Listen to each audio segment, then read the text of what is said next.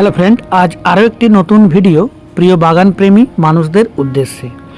আমরা যারা ছাদ বাগান করি আমাদের সবারই একটি খুব পছন্দের গাছ মরু গোলাপ বা অ্যাডেনিয়াম বা ডিজায়ার রোজ।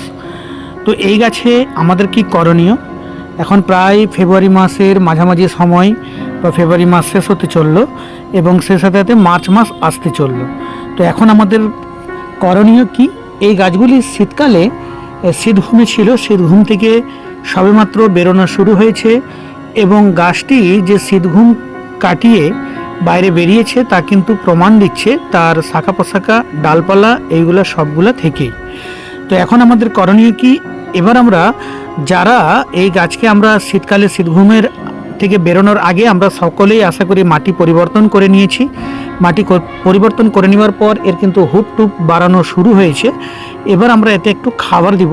খাবারে আমরা কিন্তু এমন একটা খাবার দিব যে খাবারের সব কিছু খাবার যেন রেশিও থাকে, অর্থাৎ যেন তাতে নাইট্রোজেনও থাকে, তাতে যেন পটাশিয়ামও থাকে, তাতে যেন ফসফেটও থাকে, সব কিছুই যেন থাকে সেই রকম খাবার। অর্থাৎ আমরা যদি স্কোয়ার সার অর্থাৎ 20-20-20, 19-19-19 এই ধরনের সার যদি আমরা স্প্রে করি এবং গোড়াতে যদি আমরা বাদাম খোল স্প্রে করি এবং মাঝে মাঝে প্রায় 20-25 দিন অন্তর একবার করে এই গাছে কিন্তু ফাঙ্গিসাইড আপনাদেরকে স্প্রে বা গোড়াতে দিয়ে রাখতে হবে, কারণ এই গাছে কিন্তু ফাঙ্গাস লাগার সম্ভাবনা কিন্তু প্রবল থাকে। এবং আপনাদের মোবাইল স্ক্রিনে আপনারা যে গাছগুলি লক্ষ্য করছেন এটি আমার কাছে থাকা কয়েকটি অ্যারাবিকাম এবং নোভা তানজানিয়া, বাকি যে গাছগুলি রয়েছে মরু গোলাপের যেগুলো ওবেসাম প্রজাতির, সেগুলি নিয়ে ভিডিও আপনাদের সামনে পরে তুলে ধরা হবে। যেহেতু এই গাছগুলি খুব মূল্যবান তাই এদের আমাদের করণীয় কি? আমরা পর্যাপ্ত জল দিব এবং যেখানে পূর্ণাঙ্গ সানলাইট রয়েছে সেই রকম জায়গায় আমরা এই রকম গাছকে কিন্তু রাখবো, যাতে গাছে পর্যাপ্ত পরিমাণ রোদ লাগে। পর্যাপ্ত পরিমাণ রোদ লাগলে কিন্তু আপনার গাছে কিন্তু প্রচুর পরিমাণ ফুল হবে এবং এর ফুলের কিন্তু মরশুম শুরু হলো।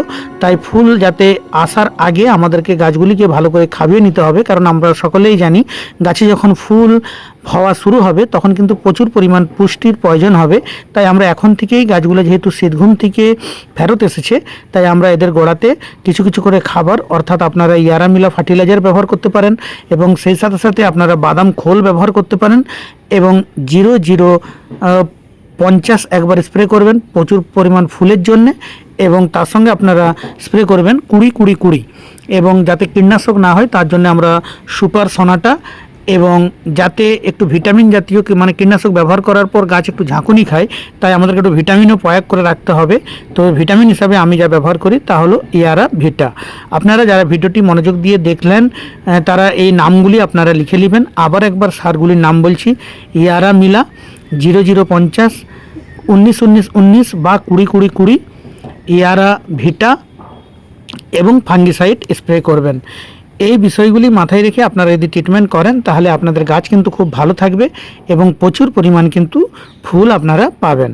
এই ছিল আজকের ছোট্ট ভিডিও। অন্য কোনো ভিডিও আপনাদের সঙ্গে আবার দেখা হচ্ছে। সবাই খুব ভালো থাকুন। আপনাদের প্রিয় চ্যানেল, যারা এখনও এই চ্যানেলটি সাবস্ক্রাইব করেননি আপনারা আমার চ্যানেলের সঙ্গে যুক্ত হয়ে যান। ধন্যবাদ। সবাই খুব ভালো থাকুন।